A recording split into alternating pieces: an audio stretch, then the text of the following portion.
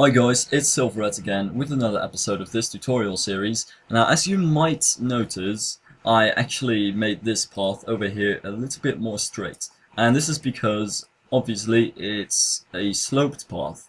And adding curves to sloped paths is something that's really hard to pull off. You really have to get the right sets. And you can do it, it's very much possible, but it's really hard, especially if you add real curves that really change the direction of the path.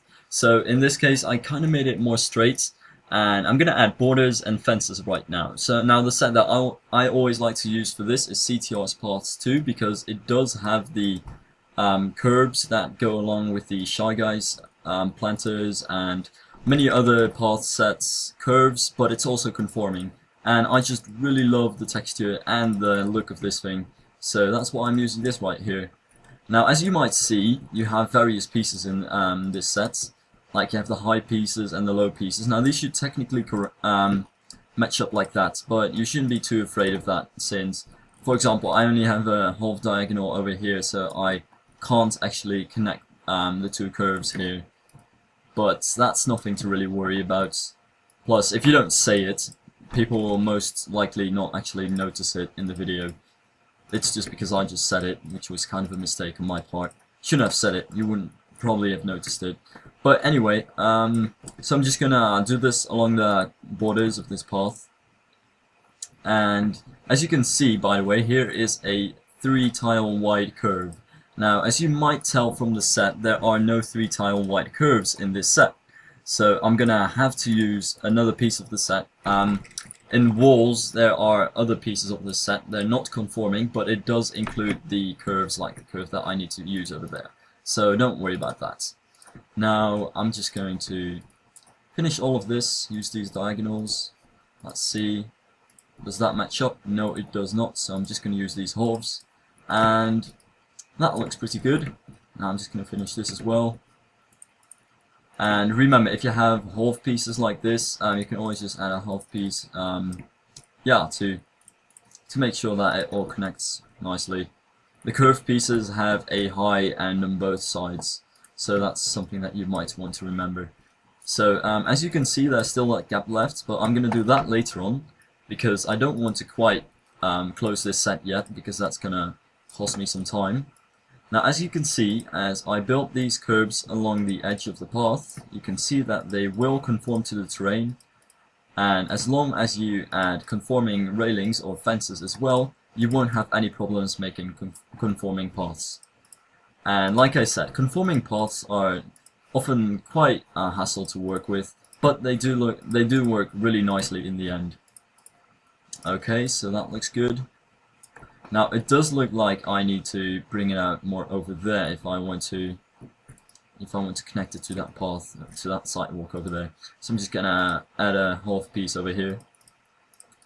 And as you can see, even the straight to diagonal curved pieces conform to the terrain, so that's really great. Now, okay, I messed up on that one, but I don't think I really care about that. Never mind. Okay. I do want to get these diagonals right, though. What you can also do is just place them like this in one direction, and then just rotate it and place the other ones like that. Also, use Z to rotate like I just did. I'm just a stupid idiot. I never got used to that. I still don't want to use Z to rotate, but everyone tells me, which is true, it's much easier to do that. So don't be like me. Don't be stupid. Don't get used to a different way of things. Just practice with Z, it will probably make your life 10 times better. Okay, now I'm just going to add this curve. That looks beautiful. Really like the way this looks with it. It's more of a rustic kind of texture and set, but it does work in this case, I guess. Okay, now I'm just going to open the conforming path, part of the set again, because I don't really need any more big curves, I think. Oh wait, there is this curve though. Is that, I don't know about that. I don't think it's too bad though. I'm just gonna keep it over there. Okay, so I'm just gonna open this part again. I'm also gonna do the fences in this episode. I know that this series is really dragging on right now. See, the thing that I had in mind for this series is just record me building a coaster, not per se a tutorial in a way that most people do tutorials with the text and stuff like that. Just me making a coaster and trying to explain things and explain my thought process along the way. But now that I do realize, yeah, it does take a lot of time to make a coaster. So it does turn out to be a very long series. And probably the layout part of this is probably still the best part of the tutorial series, since it's not as boring, I guess. But anyway, I'm just going to finish this real quick. Also, I do have plans to make a similar kind of tutorial video or series, which is smaller, probably time-lapsed as well. Or I can make a huge time-lapse of this series, just turn it into one big time-lapse and upload that. I might also do that, since I have recorded everything, so that would be pretty cool. So yeah, I do admit this is kind of some boring work. It's really hard to give tips when you've already kind of set everything about it. That's the problem with Pathworks in general. Okay, but I do like this. I do need to remember to hook this up to the rocks over there, so I'm just going to do that right now. Okay. And there are many fence sets. Now this is something I always see many people using the same sets over and over again. There is no need to do that. I'll just give away some of my favorites. I really like Shy Guys, Planters. It's a somewhat overused set, but it's still great. But some sets that I kind of recently got into are Briantjuh's fences. I'll of course give a download link in the description. And I feel like I want to try one of these fences over here. Now the question is, I really like the wooden fence, but the question is whether I can actually use it, since this is a generic coaster, so it wouldn't really fit the theme. So I might, in the end, mesh is also kind of rustic, so I think I'm gonna go with ornamental in this case.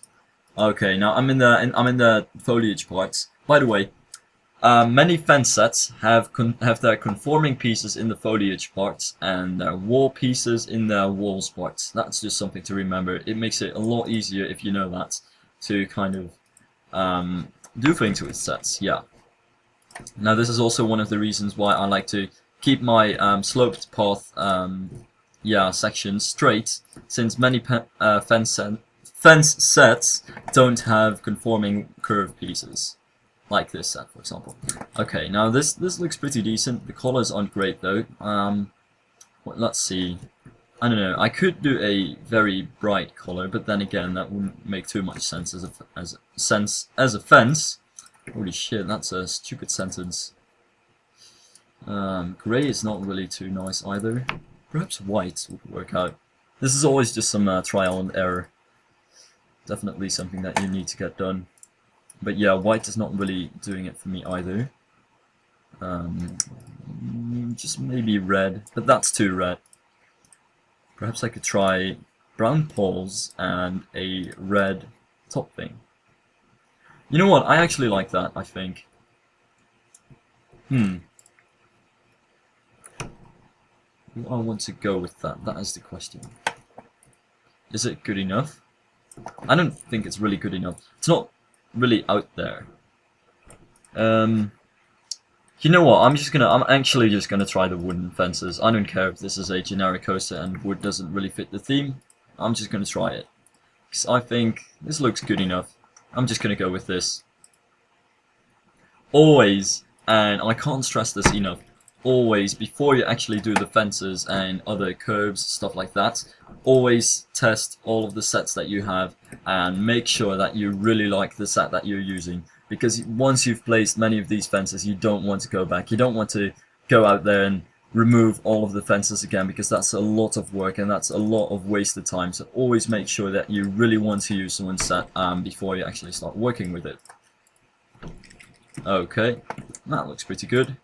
Now I do need to remember that for this part I need to use the conforming part of the set. Also, as you might notice, with this set and many other sets, you don't actually have the poles with many of the pieces. You need to place the poles yourself. And yeah, this does make it hard to build fences with it, since it takes more time. But then again, I also like it since it does make a set more flexible. You can always use the poles for other things. You can place as many poles as you like. For example, I most often just use poles in every square, but you can also use them every other square, or two poles on a square. And yeah, after this I kind of need to use the conforming piece as well, so I can't really do that yet. And the poles in this set are called the plugs. So if you need to place those things, always look for the plugs. Plug number 1, 0, always just works for the normal placements. Oops, I just missed one over there. Definitely want to place that before I forget it. Okay. And actually, no. Especially with this set, make sure that the plugs are actually on the full tile placement, because otherwise you'll leave those ugly empty gaps. With many sets it won't really, well, make a difference, like Station Gym's fencing. But for this particular set, always make sure that you place the plugs on the full tile. Okay. Now I'm just gonna open the conforming part of the set. Sorry. Now, as you can see, this does have the poles, so you don't have to worry about non-conforming poles or stuff like that. Now, I do see that this is not really doing what I want it to do. Like, what if I add half pieces? Would that actually... Okay, half pieces work. Never mind. I'm just going to use the half pieces then. Okay. Now I think that this curve is straight already, so that should be okay. But before I forget that, I need to go to this part and add them over here. Now I'm not really too happy about how this turned out, especially since these use the half tile placement and my own poles use the full tile placement. But yeah, that's something that I'll just have to deal with, I guess. Now I'm just gonna quickly finish these fences. Just gonna open the walls part again. Come on, mate. Yeah. Path work really takes a lot of time. I don't like doing path work, to be fair. Well, the thing with path work is the fact that it's not really that creative. There's not really that much input, like creativity. The thing with it is that it's just so simple. It's just the same thing all over and over again, and it gets boring after a while. And it's not as fun to me as building buildings, for example. So yeah, I myself don't even really like doing it. It's just something that you have to get done. You can't get around it. So okay, so I'm just going to use Control to keep it at the same height, because as you can see, the conforming the non-conforming pieces kind of do weird stuff when there's a very slight slope. So I always use Control to keep them at the same height. Now it does look like, yeah, I do need a pole over there. Okay, that's good. I'm just going to add the poles in advance here now that I've got those poles anyway. Now this curve is going to be a problem now that I think of it, since it is a full curve and I will need to find a fence for it. So that's actually going to be a problem that I did not think of before. You know what? I'm just not going to add a fence over there. Okay? I don't think that's too much of a problem, since you've already got those high curves, and I can actually turn this into a garden kind of thing. Yeah, I'm actually going to do that. So that'll be it for today's episode. Hope you enjoyed and learned something, and on to the next episode, in which I actually do want to get to doing some foliage. So see you then.